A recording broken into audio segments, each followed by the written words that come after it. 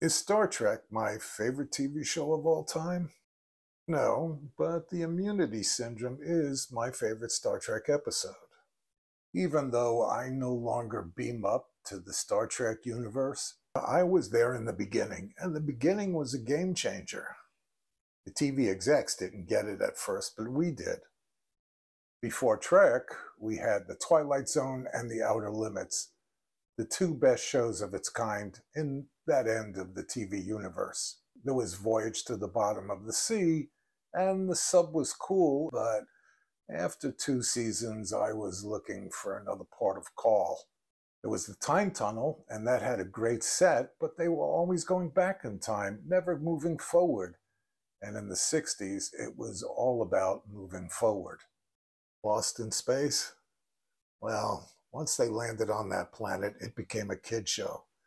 Now, I liked Billy Mummy, but when I was a kid, I wasn't interested in relating to other kids on TV.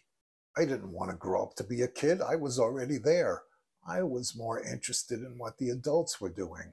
Now, I wouldn't have minded growing up to be Kirk, because Kirk was having fun.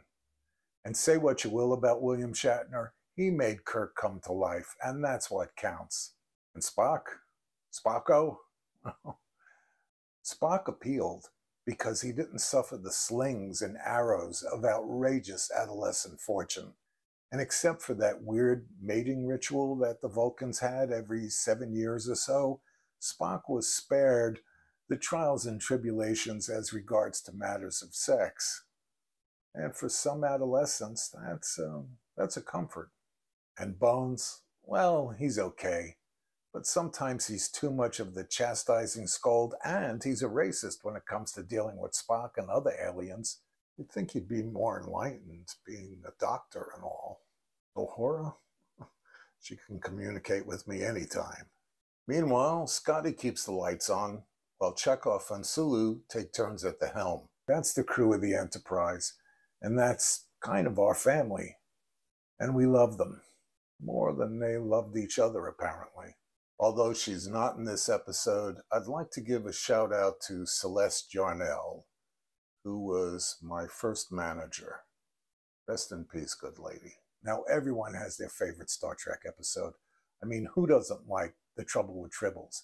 And The City on the Edge of Tomorrow ranks really high in most objective polls. But for me, the Immunity Syndrome is the most suspenseful of all the episodes. The Enterprise has just completed an exhausting tour of duty, and the crew is really looking forward to some badly needed rest and recreation.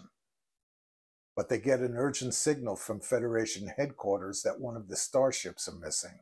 Turns out that ship is crewed by Vulcans, and the Enterprise is the only ship in the quadrant close enough to investigate. Despite their fatigue, Kirk acknowledges the order, and they set sail.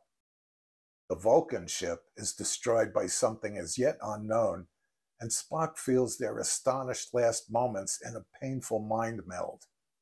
After that, an entire solar system is destroyed by something as yet unknown. And that something that is yet unknown leaves a zone of darkness in its wake. The Enterprise enters the zone of darkness, and they soon discover that their life systems are draining. In fact, they're all dying, and they can't back out of the zone. Something as yet unknown is pulling them forward, and then they see it. The thing that's pulling them forward. The ultimate in 60 special effects. A psychedelic blob straight from the Fillmore's light show. And it's alive and hungry. And the Enterprise is next on the menu.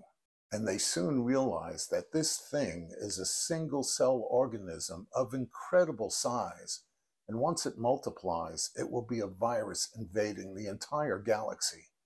And the Enterprise is both metaphorically and in fact the antibody needed to kill it. And the stakes don't get much higher than that.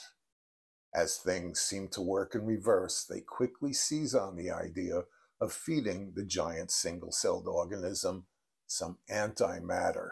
In fact, Scotty dashes off to siphon some antimatter from the warp engines. But to make it work, Spock has to pilot the shuttlecraft into the giant single-celled organism so he can map out the coordinates of the chromosomes so Kirk will know exactly where to fire the antimatter bomb. And it's a suicide mission because the shuttlecraft doesn't have enough fuel to get back out. And shortly after that, the Enterprise is sucked into the giant single-celled organism. And they lose contact with Spock. They think he's dead. Things start really getting heavy as Spock, thinking it's his last moments, bequeaths his highest testimonial to the captain and crew of the Enterprise, the finest starship in the fleet. Oh man, I'm a basket case by now and hanging on tenterhooks as the clock starts ticking down and the music starts building and everyone is acting all kinds of heroic. And then, boom! The giant single-celled organism is toast. And they even managed to save Spock. And they did it all in under an hour. And that's time well spent. See you around the campus.